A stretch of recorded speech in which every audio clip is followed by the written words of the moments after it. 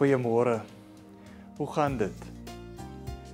Sommige van ons antwoord gewoonlik die vraag deur te sê, dis oké, so onder die omstandighede. Ek hoop nie dat jy vanoggend onder die omstandighede wakker geword het nie. Soms raak die lewe soms te veel vir ons. En dan kom situasies wat ons kan onderdruk.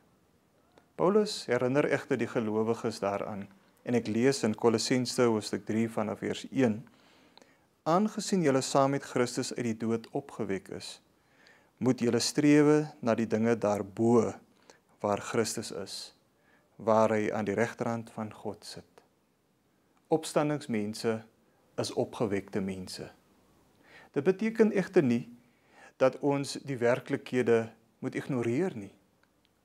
Die omstandighede en die werklikhede kan soms baie moeilik raak. Maar wat Paulus wil sê, is dat ons die werklikhede moet raak kyk deur die oë van Jesus, deur die oë van mense wat glo in die opstanding. Mag hierdie dag vir jou dag wees waar jy glo dat hy het opgestaan en hy sit op die troon. Kom ons bid saam. Here, baie dankie dat u opgestaan het en op die troon sit. Amen.